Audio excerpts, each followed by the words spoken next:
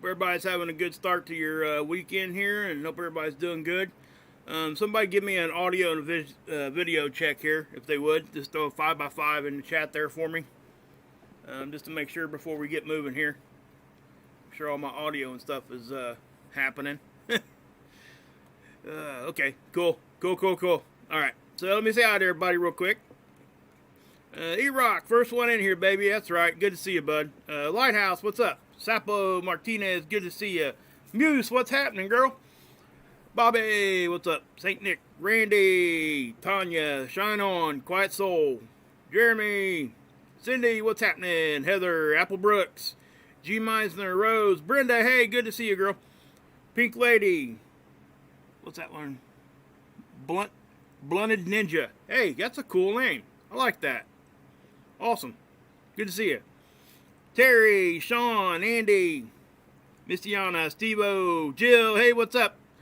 Thank you for the happy birthday. I really appreciate that, Jill. I really do. I appreciate you so much. I hope you guys are doing good down in Texas now. Hope things are getting a little better for you down there. Bubba News, what's up? What is up? You guys should check out Bubba News' channel. Go check him out. Payne, Beverly, Mark, what's up? Closick, Penny D, Beverly, Sea of Tranquility, Sean Parker, True Skywatcher, what's up? Okay, guys. Yeah, Space Weather 2020, good to see ya. Yeah, so we're going to go ahead and get in. Hey, Trish, go ahead and get into this. We got some crazy stuff going on. I'm actually looking at some sun imaging right now, and I'm seeing some stuff that I've really not seen before. I'm not saying that it's never happened like this or anything, and I'll get to that here in just a second. But it's really interesting, and it's really strange looking. Actually, it's kind of cool in some sense, if you can kind of understand that. Oh, really? No notification, huh? Yeah, it doesn't surprise me sometimes, guys. You know, guys, I went through a spell there for about a month where my sub numbers just kind of plateaued off, and it does that from time to time anyway. Hey, thanks, Cindy. Thanks, Trish. Appreciate that, guys.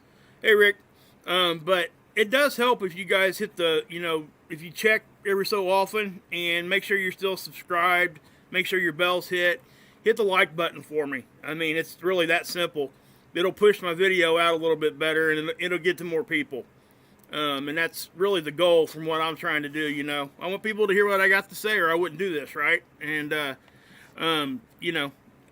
that's been the goal since day one. I don't typically ask people to hit the like button and stuff like that, but, when we kind of get into a stalled growth spurt, it does help. It does help if people just take the time just to smack that like button. And if you don't like it, hit the down button. Believe it or not, guys, they don't even know the difference. The algorithm sees a dislike and a like as the same. All they're looking for is if somebody hits a they want to know that somebody was there looking at it. It's kind of crazy. Yeah, I'm 46. Yeah, not yet. I still got a couple more days. But yeah, so let's go ahead and jump into this, guys. Oh, my PayPal's in the description box down below if you guys want to help me out there. Much appreciated. If not, no biggie. Never expected, always appreciated. You guys know that. One of my mods can throw my PayPal link in there for me if they would into the live chat. That would help me out if you would. Yeah. I'm trying to stay there. Hey, Jerry, what's up? Bobby, what's happening? That's a cool name, Blunted Ninja. That's pretty cool. Thank you.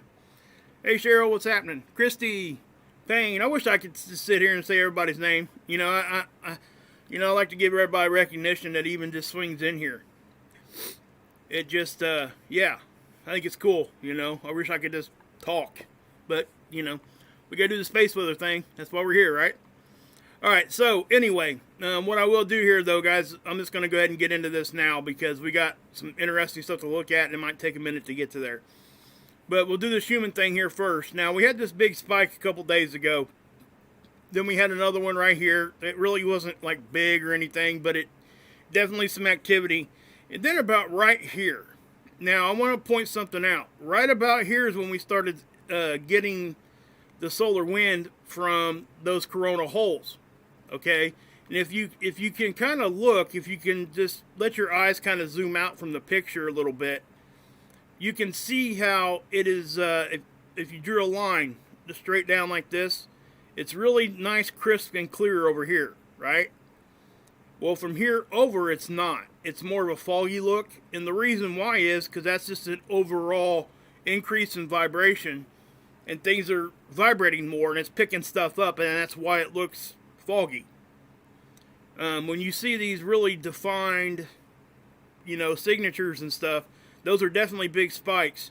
And usually around the bigger spikes, you'll see a little fogginess, but this is just an overall, like a constant flow of solar weather we're getting right now. And I'll show that to you here in just a second, but this is why I think the Schumann's doing what this thing's doing right now. Now, these lines that you're seeing here, those are not real signatures in my opinion. That's going to be a tool issue. It's just how the tool is representing the frequency being vibrated here. It's too sequential. It's too methodic. It doesn't typically, nature doesn't usually work methodically. It just usually doesn't. So, hey, RS5150, good to see you. Jerry's in the house. Taylor Michael, what's up? David, what's up, man? Maria, what's happening? Sherelle, what's happening? Rob Rebel's in the house too. Oh yeah, baby. Steve Jenkins. That's right. Trish, what's happening? But anyway, guys, yeah, so you guys see that. And when we see these methodic, very, very down to the second over and over repeatable things, that's not nature doing that. Okay? Something's happening there that is very sequential and everything. Whatever's happening there, I think it's the solar wind is what's giving us a little bit of what we're seeing here. But, then we had this big line show up again, and it looks like it's fading back off, which is whatever. It just is what it is. Hey, Sig, what's up, brother? Hey, Brian, what's happening? Dubious Eggnog, what's happening? Yeah, Sig put my PayPal down in there, guys. If you guys want to check that out, it's there if you want to help. But, yeah, so anyway, we got Space Weather Prediction Center. And this is where I take you guys first every time. And there's a reason, because it gives us a good starting point. One thing I want to point out here is you guys notice how they've backed their predictions down. Okay, I don't know why they've done that, but obviously they've gotten some more data in here that they don't think we're going to get into geomagnetic storm level. Okay, but what I can say is we flirted with it for over 24 hours. We're still flirting with it. And I'm going to give you my opinion here in a minute why I don't think we actually made it into storm level. But you can see how we had some little small flaring going on here. And that's what the X-ray flux is. When the sun flares, we'll get a big blast of X-ray. And that's where we see it here. The proton flux is for looking for radiation storms. Nothing going on there. But as you can see, geomagnetically, we are definitely active. We're in what they call very active conditions. It wouldn't take much for us to pop up into storm level. Would it be much more than what we're experiencing now? No, it would not. It just wouldn't, unless we got up here, and that's not going to happen without some sort of a CME or something like that happening. But I am seeing stuff on the sun that's really, really, it's strange, first off. I'll just say it like that. But, yeah, so we flirted with it here. And now let me show you why I think we flirted with it. You can see, remember, this is the solar wind speed, the yellow. Normal is 3 to 500. So we are above normal in wind speed, which is what we expected, okay? We knew this was coming, right? And it's here. And it's sticking around. It's not going away. And we thought that was going to be the case too because of the size of the coronal hole. If we go back here and we look at this coronal hole real quick, this is the hole that's giving us the weather. We're probably still connected to this. So the wind we're getting from this thing is not going to go away anytime soon. It might back down a little bit. It might change here or there. But we're still getting winds from this. We'll continue to get winds from this until this rotates away. At that point, then we can say, hey, here in the next 2 or 3 days, the winds might calm down. But until that happens, we're probably going to have these winds, and we're going to be really flirting. We're going to be in active conditions for a while.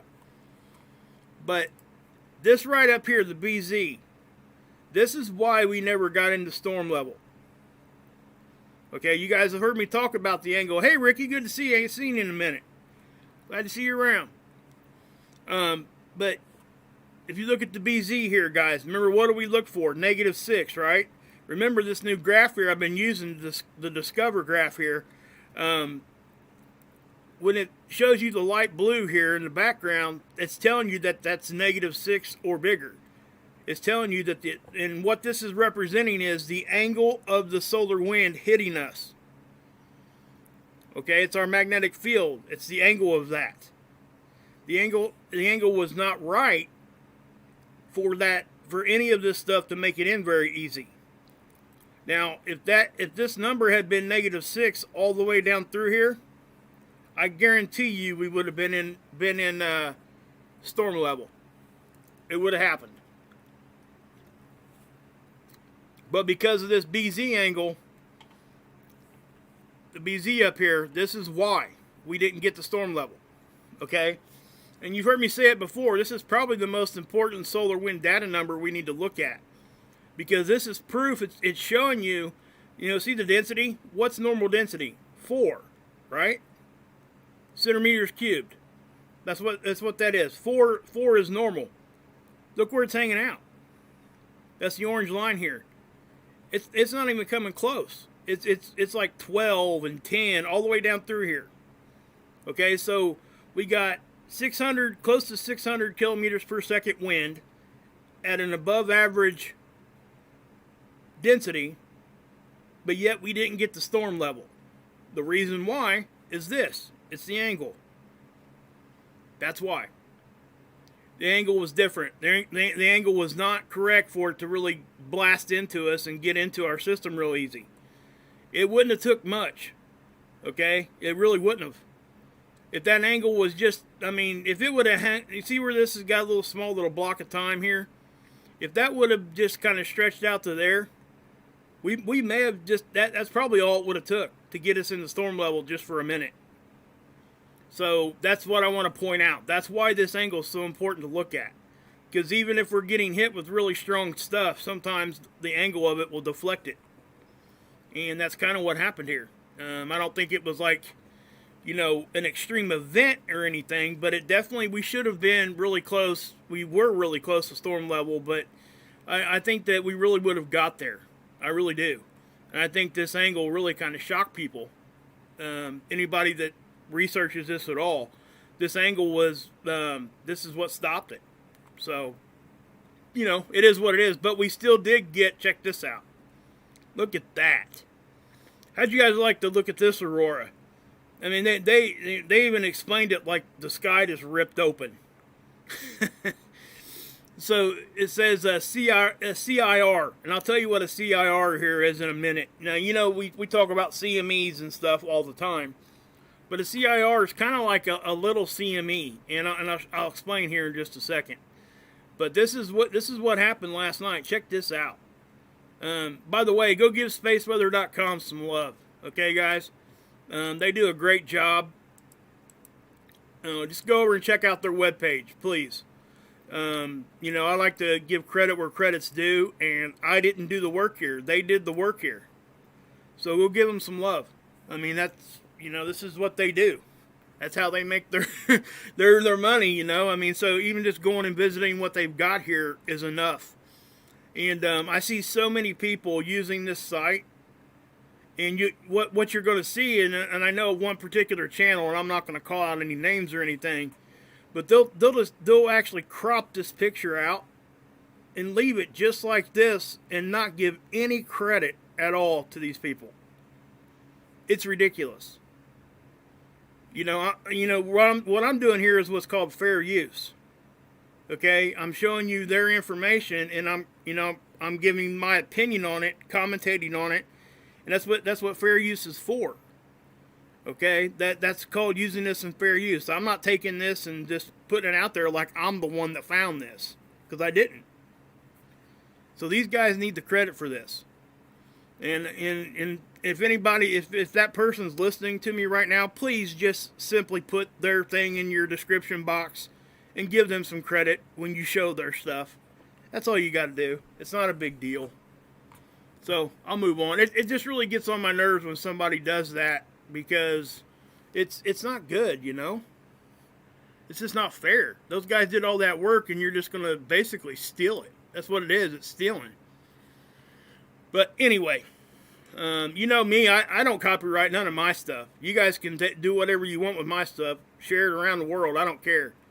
You know, it's just not what I'm here to do. I'm just going to show you my information and move on. So it doesn't bother me at all. But there's other people that actually, you know, that's their livelihood. And it upsets me when I see that. But anyway, if we go down here and look at the magnometers, see a little jolt here. That could have been just a little a spike or a flaw. It didn't last long. It could have been just some sort of blast of some sort, a really short little bam of magnetic disruption. I'm not really sure what caused that. I can't give you a good answer. What I can say, though, is the electron flux kind of flattened out at the same time, which is pointing me towards something may have happened right there. Maybe a small flare or something could have messed up stuff magnetically. Who knows? But nothing big happened during that time frame. But if you look here again, here's the KP numbers again. You know, look at all the yellow there. That's a KP of 4, which means active stuff, right? If it gets to 5, that's storm level. And so what I'll do here, there's that data. Now I'm going to show you guys some stuff here on the sun real quick here in just a second. But before I do, I want to show you the magnetopause models, because these right here, and we don't often see them do this. This is when you know you're really truly getting a really good blast from the sun. So, you know what? Before I do that, I need to explain this. A CIR. I mentioned that earlier, right?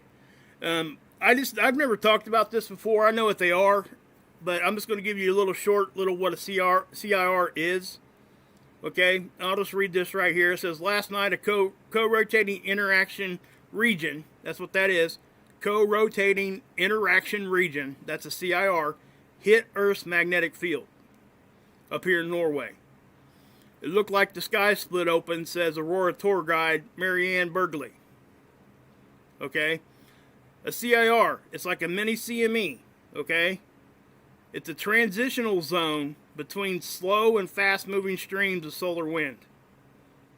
Okay, so you guys have heard me talk about stuff like this before, right? You have a fast-moving or a slow-moving stream of solar wind. And then you got a different speed behind it catching up. What happens is it causes those particles to build up, and the density just goes crazy. It causes more density in between the two waves that are going to hit. And it even says density gradients inside CIRs can mimic the shock fronts of CMEs. In other words, what you're going to see is you're going to see an initial blast from a big density shot. Then it's going to back down, and you're going to get blasted again. Back down, blasted again. So that's kind of what a CIR is. And a lot of times they get misinterpreted as like a stealth solar storm. Hey Suzanne, what's up? Australia, baby, that's right. That's right. I like my Aussies. Love my Aussies. I guess while we're here, we'll take a look at the near Earth objects real quick too. Yeah, nothing going on here, guys. I'm not even going to waste your time talking about this, okay? Because we are now, you know, we're down here on, what is today, the 20th? 21st, maybe?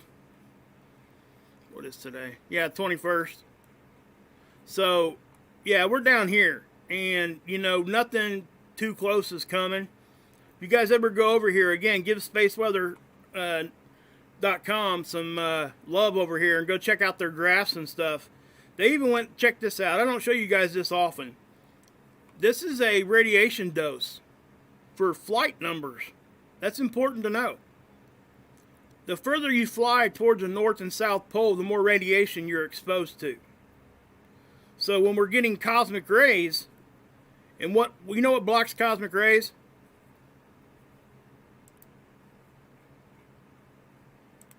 this. So we have to have some of this geomagnetism. If we don't have any of it, cosmic rays smack us. So what gives us all that? The sun. The sun is what helps us block the cosmic rays. All right? That's how that works. So if we don't have some energy from the sun like what we're getting right now, a 3 is perfect. So a little above, you know, G1 storm, it doesn't freak people. It shouldn't freak people out because it happens 1,700 times in 11 years. That's the number. I mean, so you got to understand that a G1 storm is not that big of a deal. If it was, we'd all be freaking out already. 1,700 times in 11 years. So that's kind of what I'm saying. But if you look here, I like the way they've done this for people that fly. Prenatal passengers, please pay attention to this. They monitor that. They set up a system. So please go check them out over here if you guys fly a lot. Noctilucent clouds, they are definitely on the decrease. Okay, these will be gone in a couple weeks probably. Hey Axe, what's up? So, yeah. Hey Mike and Cindy, what's happening? Good to see you guys. I ain't seen you in a minute. I still watch your stuff, brother. You guys are kicking it over there. Yeah, go check out Evolutionary Energy Arts, guys. Awesome stuff over there. Great people. Great people. Mike and Cindy are awesome people. Need to go check their channel out. You ain't gonna find nothing but love over there. Love and truth. Anyway, so there's your noctilucent clouds. I'm not going to talk much more about those because, you know, they're just neat to know. It did give us a good talking point earlier on when they were 2 weeks late, if you guys remember. Plus, we've seen them twice up in Argentina, which is too far north to be seeing them. So here in the next couple months, these are going to switch from the South Pole to the North Pole. They happen in the summertime of each hemisphere. So it gives us a good point to look at when we're talking about, you know, like climate change and stuff like that. This really is a good marker to look at. Because what this is saying, when you know, that there has to be vapor. There has to be moisture that gets up in the higher parts of our atmosphere to freeze around this meteor dust. That's what this is. Okay, so in order to have that moisture, you know, typically you have to have warmth that's going to heat the water up, melt some of the ice, that kind of stuff. That's where the moisture comes from. But we also got to understand that our jet streams are all jacked up. So in my opinion, and I'm not seeing any kind of hard scientific evidence for this, but I would think if our jet streams are all jacked up, wouldn't it make sense that some of the meteor dust is now no longer just on the poles? Wouldn't it make sense that it's kind of dragging some of it north and south, depending on what pole you're standing on? I don't know. If that makes sense to anybody else, it makes sense to me. But, you know, that might have a little something to do with it. Not sure. I'd like to see some scientists really dig into that and see if that actually happens. I would think that it would have to. You know, wherever the wind's blowing, the dust would have to follow. The only thing, in my mind, the only thing that could actually kind of keep it on the North and South Pole would be the metallic part of the meteor dust. Maybe magnetized type of stuff. Maybe it's just hanging around the poles because of that. I would think that has something to do with it, but regardless, just my opinion. We still do have one sunspot, 2803. 2802 over here is rotated. I don't think it rotated off. I actually think it dissipated enough to where they took the number away from it. So, you know, it's still an active area over here.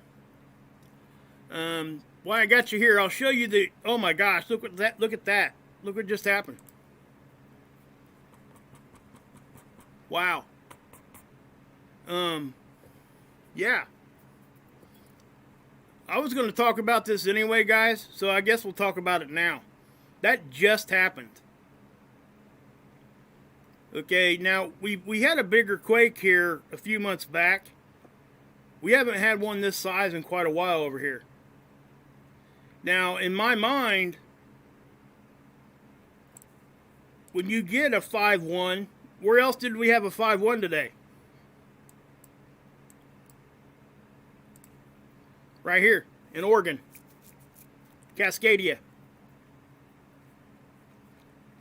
That should open somebody's eyes. I've seen Ron over at Emergency Management Associates talking about a little bit of this. Wasn't able to stick around for his whole. I mean, he might even still be live. But if anybody's over there, if he's still alive, you guys might mention that one just cracked off in China. Somebody might tell him. He might want to know that. I'm sure he does know it when he gets offline or whatever, but he's doing, last I seen he was doing a show. But check this out. If you guys follow the latitude lines across, all these, the 5-1s, the 5-4 there, the 5s, they're all lining up pretty close to the same latitude lines there. Yeah, you're right. You're right, Ricky. There is. And like I said, guys, there is definitely, we do get some earthquakes here, but not typically that big. That's kind of a bigger one for that area. We did have a decent, what was that, Ricky? Was it like a 6.4 or something a couple months back? And we had aftershocks for, gosh, weeks, it seems like. But if you look at the overall globe here, we had, we got one down here in Peru. That ain't unusual. We get a lot of them down here. What's unusual when you click this up and you don't see any of this?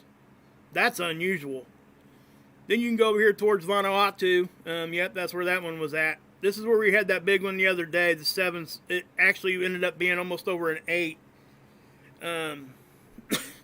So, yeah. 7.2. Okay, thank you.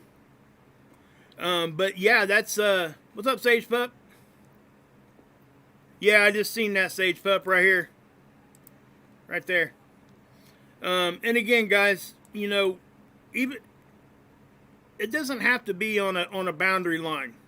A fault line, tectonic plate line, whatever we want to talk about. You can have an earthquake anywhere, guys. That's just what it is. And we had a 4.2 in Oklahoma yesterday, too, I think. Hey, Christina, what's happening? Skywatcher333, what's up, guys? Good to see you guys in here. So, yeah, that's just kind of, And again, remember, we're getting space weather. Okay, so now back to space weather. Let me get you back there. Oops, I just X'd out of that, didn't I? There it is. Okay. So what you're looking at here is velocity. This is solar wind speed, and I'll come back to that in a second. I want to get these running real quick so we don't have to wait on them. Did I push play on that one? Okay, there we go. Now, when you're looking at this, guys, how does solar wind get here?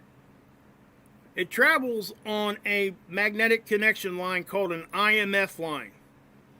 That's an interplanetary magnetic field line. That's Earth's connection to the sun and any other magnet that's out there. Okay? Anything we're connected to is connected via that magnetic connection line. So if we understand what solar wind actually is, solar wind is charged particles. Okay? It's basically plasma. What is plasma? Plasma is charged gas. That's as simple as it gets. You got solid, liquid, gas, plasma. That's your 4 states of matter, okay? And the only difference between gas and plasma is that plasma has a charge. So if it's traveling on a magnetic line, it has to have a positive or a negative charge, right? So that's what you're seeing here. That's how they know the velocity of it. If you look at your graph up here, you see it says negative 600 and positive 600. Well, that's a negative charge, and that's a positive charge. So what that tells us is the direction of which the wind is blowing. Hey, 636, good to see you, bud. So what I'm saying here is when you see the blue, that means it's blowing towards the sun. Okay? Stuff should move from left to right, away from the sun. This out here is our bow shock area. Our bow shock is the point where the solar wind meets our magnetic field. Okay? That's what it is. So, excuse me. That's all that it is. Okay? So what you're seeing is that's our first line of defense, and then, you know, whatever makes it past that is kind of what we see here. And you'll notice that the only time you see the blues is inside of our magnetosphere. Okay, because everything's telling out. It's inside of the protection of the Earth. Magnetic field. That's why it's able to blow against the solar wind. If our magnetic field was not there, you would not see that blowing towards the sun. If you did, we need to have a talk, because we got some serious crap happening, if that's the case. Okay? Like if I seen blue out here, I would be like, what in God's name is happening? You know, that kind of thing. But you can definitely see where, you know, we're getting hit in the front, which is what we would expect to see with solar wind. All right? Which that's what we're getting right now from that coronal hole. This is not unexpected. This looks actually pretty normal for a solar wind event. All right, now when we start talking about stuff blowing towards the sun when we're not having an elevated solar wind, that's a whole different conversation. Because it really shouldn't be happening. Not like we've been seeing it. Okay? And remember, if you get the blues and the reds right next to each other, they're spinning opposite directions, so you're basically looking at a vortex. Okay, that's how tornadoes look on radar signatures. So then we go down here and we look at the density, and it's going to mirror it. Okay, density usually mirrors it pretty good. Again, all this is doing is showing you the density. It's not showing you speed. It's not showing you anything else than what the density of the material is at that specific spot. That's all this is telling you. So we have to keep that in mind, because right here it looks like our bow shock's gone, right? Well, if we go up here, we still kind of see a bow shock. Even though that's not truly it. Just so you know. I've explained this a bunch. I guess I need to just shut up about that. But it really gets in my craw when people do that, though. Say the bow shock went down. I can't even imagine. Yeah, anyway. This is pressure. Okay, this is magnetic pressure. So, this is... You almost can't mess this up. They're telling you this is magnetic pressure. So, it is kind of odd to see our tail be this big and bulgy. You know, and this is a lot of pressure around our planet. So, you know, I do think that this does affect our earthquake activity. Especially when it's dancing around like that. Okay? You got to think, guys, I mean, it's just bouncing in and out. It's like, I don't know. You guys remember those blow-up toys we used to get? Don't get your mind out of the gutter, too, please. Please just get your mind out the gutter. I'm just kidding. But the old blow-up toys we used to get when we were kids that had, those of us that are almost 46, has the sand in the bottom of it, and you punch it. Right? You punch it, and it falls down, and it bounces right back up. Well, you remember when you were a kid and you punched it and you weren't expecting it to come back up so fast and it smacked you right in the face? Remember that? Well, that's kind of what the solar wind's doing here. It's like, oh, I hit you, but when am I going to hit you again? Oh, I hit you again. That kind of thing. Our magnetism reacts prior to it hitting us. It knows it's coming. So, you know, something called a plasmasphere, and I'm not going to get into what that is. But essentially, it's our magnetic field, but it almost looks like it's alive. But it does do all kinds of crazy shapes, and it reacts prior to. So, yeah. So, anyway, yeah. So, there's that. Now, here's the Australian model. Where's Susan at? Where you at? Still in here? I'm going to show a model from your country, girl. Alright, let's go back to the 20th and look. Now, this is the proton density. Density's here. Wind speed's up here. Here's our angle, or BZ. Remember, 4 is normal on density, and anything between 3 and 500 is normal on solar wind speed. Now, you're noticing this thing is bouncing around. This does represent our bow shock. Okay, this is something this model does that the other ones don't.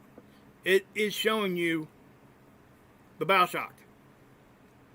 Okay, and the only time it goes missing on here is when our bow shock actually goes out in the front here. It'll be out so far out in the front of us it'll disappear. It's still there, it's just not, it just can't see it. But this is our satellite line. Okay, so you know, when this stuff gets into this stuff, it's kind of crazy, you know. You know, with all the Starlink satellites and all that kind of stuff up there now, there's something called surface charging. When, you know, right now it's basically the satellites are under the protection of our magnetic field, somewhat. Enough that, you know, they put them out here in these specific positions. But when this bow shock gets pushed in, we get hit with a big CME. This bow shock will come inside our satellite line. It will impact the satellites. So if you think about the Starlink system that they got up, what happens is they'll fall out of orbit a little bit. The navigation gets all jacked up. So then they got to go in there and try to move stuff around, and you know, I don't think they can get them back into a higher orbit. I think they just have to accept the fact that they're now in a lower orbit. It's just a really hard thing to navigate, and CMEs and stuff can really put a hurt into these things. And, you know, it really can't affect even our lives today because, you know, guys, let's just face it. All of us are using GPS. We're all using that kind of stuff. Heck, I find myself nowadays, which is stupid. I can't even believe I do this. But I'll pull my GPS up even when I'm traveling in my own town. It's ridiculous. So, hey, Optics, what's happening? Victoria, what's happening? Quint, what's happening? Yeah, it's low Earth orbit. You're right. But they'll actually get into a lower Earth orbit if they get hit hard enough. Sometimes they're going to lose some of those satellites every once in a while. You guys got to understand that. The more they got up there, the more chance they got of stuff failing, and it will fail. They're machines. So you know, it happens. Here's the Aurora, north, south pole. Notice how they stayed pretty consistent, and look when they got intense, man. I mean, they really got pretty good auroras, guys. Last night, look where they were stretching down. I haven't seen how far they stretched down here into the States, but I would guess that they got down there pretty good. I would say that they've probably seen some of these down in, you know, at least the Dakotas, Montana, maybe down into Wyoming, maybe even Colorado. We've seen them down that far during even events like this. So, but the South Pole, obviously, it's not really affecting much. They do see them sometimes down here in southern Australia and yeah, New Zealand. Sorry, I was drawing a geographic brain fart there, I guess. But yeah, so you can see how this thing moves around. And again, I'm glad I found this one for you guys too, because I really think it does help us to see both poles. It actually helps us understand where magnetic north and south actually are too. That's where the stuff comes in the easiest, so makes sense it would, that's where the auroras would be. So yeah, so let me, this is the geoelectric field model. This is space weather's effect on our electrical grid. Okay, you can see this is just space weather. Okay, this is charged particles making it in. Alright. Something else I'm just going to touch on real quick. It'll kind of help people to understand how the reason why this ice storm down in Texas was really bad. You got to understand, it's like the building codes are different everywhere, right? It'd be like building, and I live in Indiana. It'd be like putting up a building with the same building codes as you would put up in Los Angeles. Okay? They don't have the same building codes. And what I'm talking about here is like solar panels. Down there, they don't make them to where, you know, they should be able to withstand this cold. They're breaking. And you know, and that's part of what's going on down here. They're talking about some bad, like, extreme amount of, like, electrical bills for these people. And I hate it. I hate to hear that for these guys. Jill's down there. Jill's still on here. Jill Davis, she's down in Texas. Yeah. We've got a lot of A lot of stuff can happen. And keep in mind, people say, well, I got gas, we got a gas furnace. Well, guess what? If it's natural gas, you have to have electric to run natural gas. A lot of people don't understand that. Number two, some people forget that it takes electric to push a blower to blow the hot air in through your house. So it doesn't matter if you've got gas if you still got those issues. So, you know what I'm saying? Hey, Keith, what's happening? Hope you and Queen Brad are doing better. Those guys, they had surgeries, both of them did, and we've been praying for them, so hopefully they're doing good. All right, so now, let's go look at the sun. Now, Stereo A, and I was looking around some different websites trying to find some more data for this. It's not updating anywhere right now. At least that I can find. I checked it here, I checked it over here on ISWA, and I wasn't seeing it anywhere. Okay? So I don't know if it's just, if the satellite itself is having issues, if the disk that receives the data is having issues, but we're just going to have to wait and see. Hopefully they'll put the data back as soon as they can. But Seeds has been having issues anyway. They don't, it took them a while. They missed almost a week's worth of, they had to go back and put in a bunch more data, because I'm not sure if they had issues with their software or whatever, but there was like a week we didn't get any data, and then they put it all back in.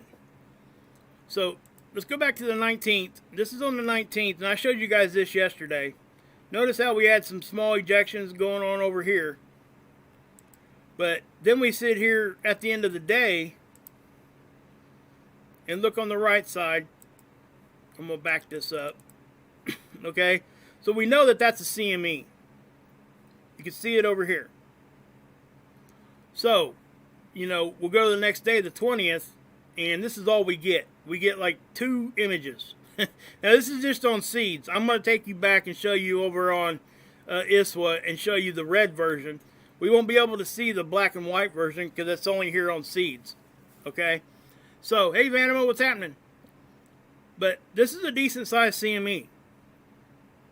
Alright? So, was it coming at us? First off, no, it is not. I told you last night I had to wait on more data, and it came in. Let me see if I can't. I bet that's the one yeah, hold on a second. Let's, yeah, here.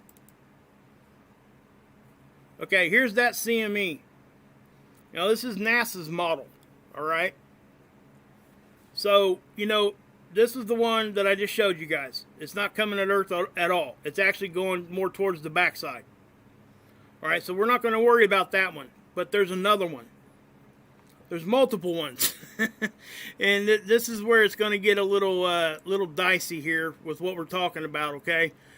So let's, where should we start with this one? Yeah, let's just go to ISWA, I guess. So what we're going to do, this is LASCO C2. Okay, that's the same picture I just showed you guys. But this is just the black and white version. So I'm going to back this off. Now watch. I'm going to zoom in a little bit more too so you guys can see better. That's better, isn't it? Alright, so we're going to see the one blow off here on the right. Right there. Now watch what happens on watch what happens on the other side. Look at that. That, my friends, is what we call a halo CME.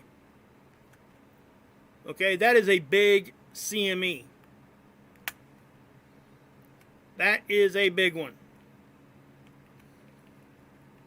Okay, now the CME tracker hasn't updated for that yet. I can't go look at Stereo A, which is our side view of the sun.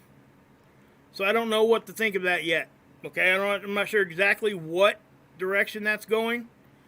But we can go here and look at NOAA's version of this, and you're going to see that second CME. It's already here. Now, just let me say this first and foremost, that these models very rarely agree with each other. I don't know why. Their parameters must just be different. I'm not sure. But do you see here where stereo A is? Look at this massive spike. That's because that CME has actually got fired off towards stereo A and not us. Alright, if you look down here, look at the velocity. You see two little separate ones here? Let me show you why. If you look at the spiral graphs here off to the left, I'm going to grab this. This is a top-down view. Sun, Earth, stereo A. Okay? So watch what happens. There's your CME, but there's actually two of them. See that? It's one CME, but it's, yeah. Look at this. Stereo A, and it does look like this CME is going to catch us a little bit, guys. Okay? So, we're going to have to watch it. I think that it is going to clip us. You see that? But the massive part of it is over here. So we could get some issues from this in a couple days. That would be almost on the between the 23rd and the 24th, if this model's right. Okay, this is a big CME. It's large in size, and you can tell that it's pretty powerful because of the colors you're seeing here. This is representing density. The white is representing 30 or greater. What's normal? 4 is. So, yeah. Yeah. So we're going to have to watch this. This is something that's going to be talked about by a whole lot of people. But this just blew off about, I don't know, just a couple hours ago. That's why the other one hasn't updated. I haven't heard anybody else talk about this yet. So, you know, it is what it is. But you can see this is why stereo A is showing these upticks right here. These little blasts. Notice that the density is, the range has changed. It's higher. That's why. So, yeah.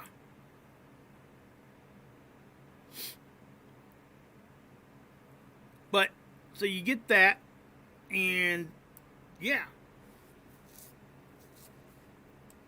Now, let's,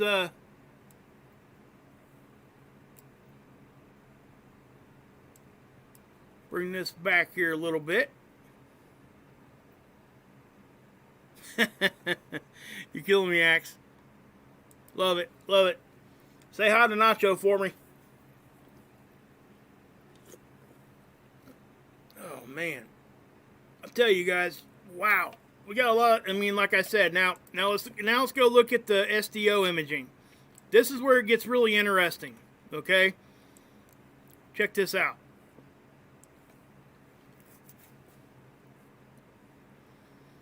Watch right here. You see that?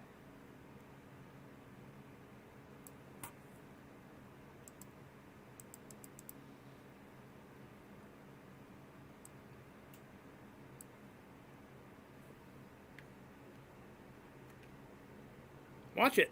Look at that. Ain't that crazy?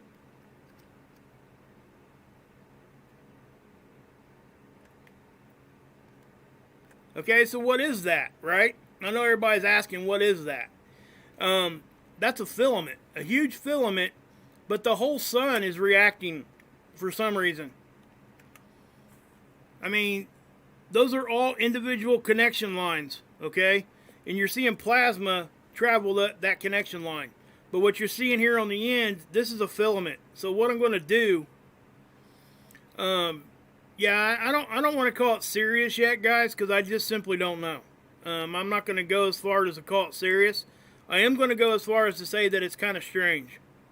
And I can say, just because it's me, that I've never personally seen something like that. I'm not saying that it's never happened. I'm sure it's happened before.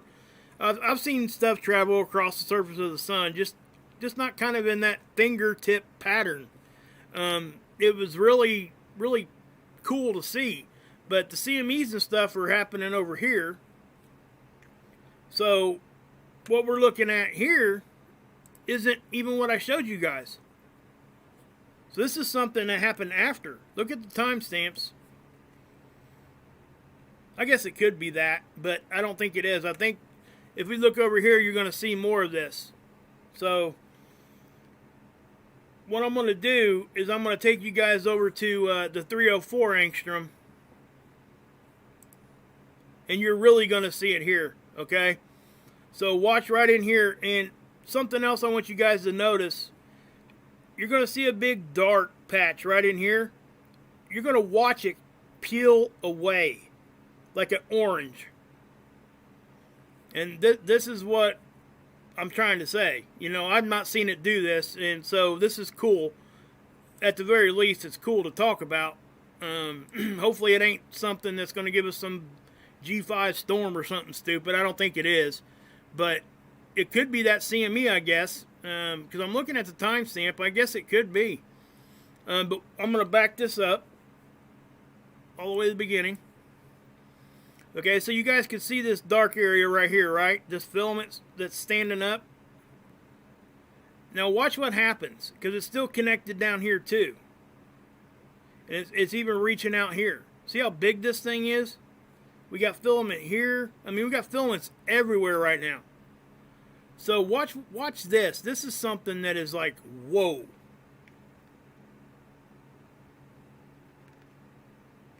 You guys see that? Okay, so I'm going to back it up. I want you guys, you know, watch the filament blow, but then after that filament blows up, watch right here how the surface of the sun just kind of peels back, at least in the 304 angstrom. It's really crazy.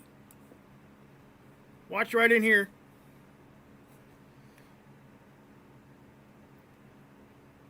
See that?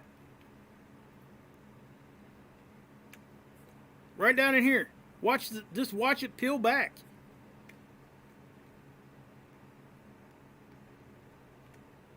It is crazy. I've not really seen it do it like that before. And again, if you look around, you can see how it's doing it all over. The energy is really it's really traveling across the sun's surface, really crazy, like a lot. And you know, I don't know what else to say with that, because I really don't have a good answer for you guys on what's happening there. All I can tell you is that's exactly where that filament was. So probably, in my opinion, what's happened is that filament's erupted off. Okay, remember, the filaments are just like in an incandescent light bulb. Okay, when your incandescent light bulbs go out, the filament breaks in half, right? Well, that's kind of like what happens here. So when that breaks, you're going to see this shoot out. It'll even flick off this way. But then you can see it peel back on the 304 here, right in this area.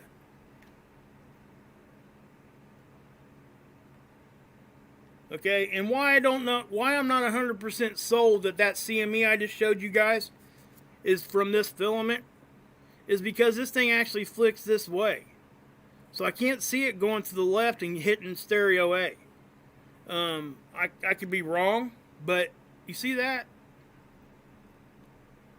And it does look like it did leave the sun. Okay, some of it went back down, but it does look as though it left the sun. That's just a lot of it. It's like right there.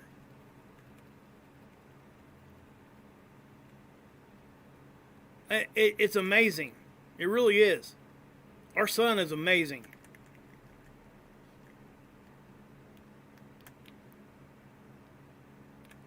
Well, look at that. Watch this. Watch it do it. Watch the whole screen just kind of blink a little bit. Right there. Watch. There. Right there. You see that? See how it got all fuzzy? Now that could be a lot of different things. It could have been that exploding off and the light made it to the SDO camera. Okay, and it could have like made it glitch out.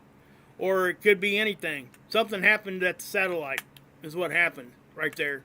Whatever it was. It's probably nothing big. It's just I just think it's, you know, you got your filament here releasing off, and then right where the filament was, the surface of the sun looks as though it might be peeling back some of its gases. And it does it up here. It's just really, really crazy. I could slow it down, guys. Hold on, I can do that. Somebody asked for slow-mo. Hold on a minute. I'll give you a slow-mo.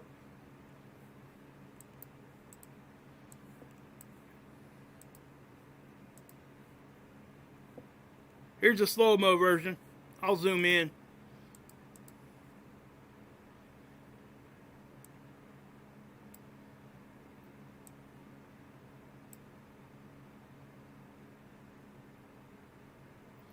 Now I know it's you know, when it's moving that slow, sometimes it's even harder to see. So yeah, so I'll just do it like this, I guess. But here's that big filament. Now, and again, here, watch the surface of the sun. See that?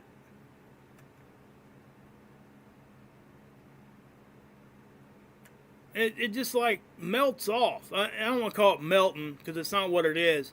It's just the gases are moving in a way that it looks like it's really opening up right there. So I don't know. I'm not quite sure what to make of all this, guys. That's just a little bit. I don't know. I just wasn't expecting to see that, and it really kind of threw me for a loop at first.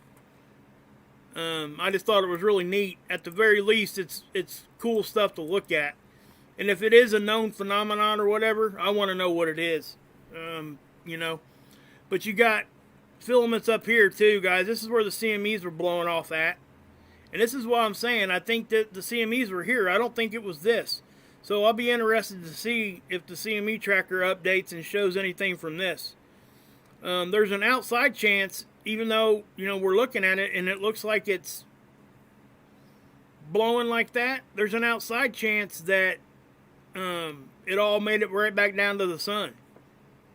So it actually could have, all that energy could have been sucked right back down to the surface. That is a possibility.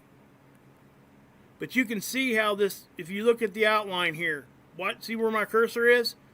Watch what happens just in that little outline area.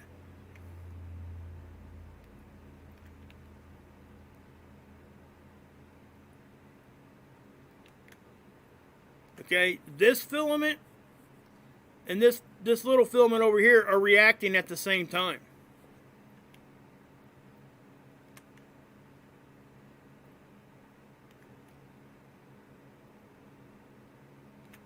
It's just nuts. Okay, so let me show you this too, real quick. I want to show you guys LASCO C2. Well, I'm going to show you this on this view first.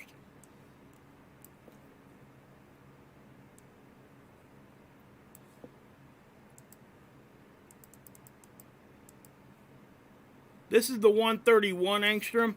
And again, these are angstroms that are outside our visible spectrum. So they assign them a color. Okay? That way we can see the gas.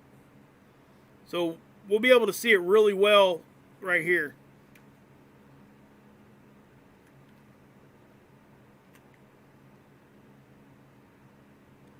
You can even see it spread this way. Yeah. It's like a plasma waterfall, man. I mean, it's what it looks like.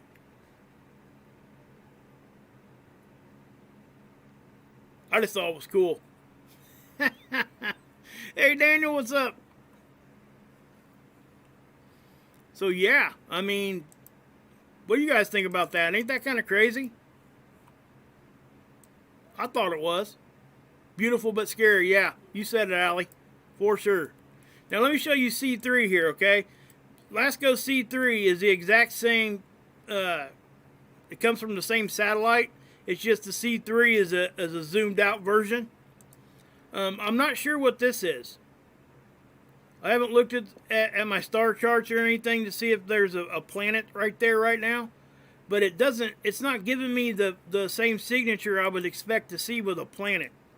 So it could be a comet, I guess. I don't know. But we'll wait. It could be a planet too. I haven't looked. So as I'm you'll be able to see the CMEs too. You'll see it blow off here and then blow off there.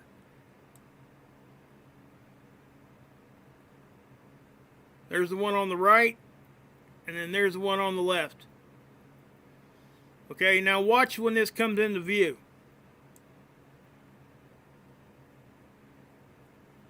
So we don't have any more like data for that. Let me update that, see what it gives me.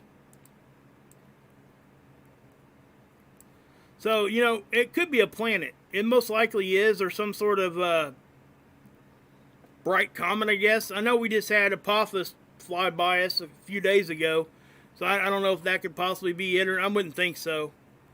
But we'll just we'll have to wait on that to see what that is. I didn't go look at the star chart, so I don't want to sit here and claim it's something that it's not, because I don't know what it is. It very well could be a star. Not a star, but a planet. So yeah, so there's your CMEs and all that funky stuff. So yeah, guys, yeah, oops. Let me go here.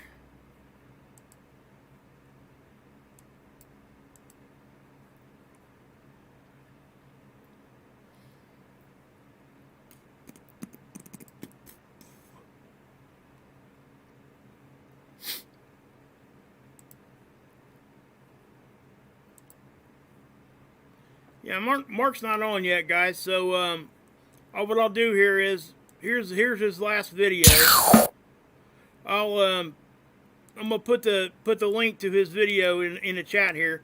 If you guys don't know who Mark is, most of you guys do by now. If you haven't, please come over here tonight. Come visit in the chat. We're gonna be in the chat. He's awesome, man. All positivity. He does, you know, face swaps. He does celebrity impersonations. Great music. I mean, it's awesome stuff. So I hope you guys really come over here and spend some time with us over here in the chat and showing some love. You know, this is how I show you guys positivity. I can't show you positive stuff about this. There ain't nothing positive about that. Okay? So that's why I do this, and I do believe in what Mark does. Okay? So, you know, give him a shot. If you haven't already. You probably already have. Most of you guys have listened to me before, but you'll see, you know, the Real Talk family, which is what this is, and the Wages World family, it's pretty much the same family. A lot of people go over here and we just hang out and have a good time. It's a good way to just, you know, unwind and just get rid of all the negativity that's flying around. So, yeah. So that's where I'm going to be heading. There's a couple other channels there I've been trying to tell everybody about. Excuse me. Watch with Wayne. Guys, you guys have got to check him out too. Okay, right here. Live scene with the people at the window. I'll throw his link down here. He shows a lot of webcam footage. And very cool. Let you guys have your opinions and everything in the chat. He don't try to, you know, steer the narrative. It is just what it is. And he'll tell you what he thinks too. It's a really great environment over here. He provides a really good place to go and hang out and see some real stuff. Okay? Because that's what that is. That's real stuff. I'm not going to... And then, Ron. Is he up here? Is he still... He's still alive. So, yeah. Guys, go over here and show him some love, too. Okay? He was over here talking about Cascadia earlier. That's what he does. So, he talks about earthquakes and preparedness stuff. It's awesome stuff. Rip Curl's channel, Ricky's channel. Guys, there's so many channels I could sit here and just talk about all the time. I wish I could promote everybody that I believe in. I try to get to everybody, but I'm not going to point you guys to somebody I don't believe in. Okay? Just know that. If I don't believe in what they're talking about, I won't push you guys over there. So I hope that means something. Hey, Body and Soul, what's up? So yeah, guys. See ya, Optics. What's up? Have a good one. Stacy. But yeah. So yeah, guys, I am going to head over to Mark's when he gets live there, and we're just going to have us a good time. So, yeah. Thanks, guys, for showing up. I really do appreciate it. You know, I'm trying to give you guys the best information that I can with what I've got, and sometimes it gets a little hard, but we'll do it. So, all right, guys. God bless. Yahusha saves, and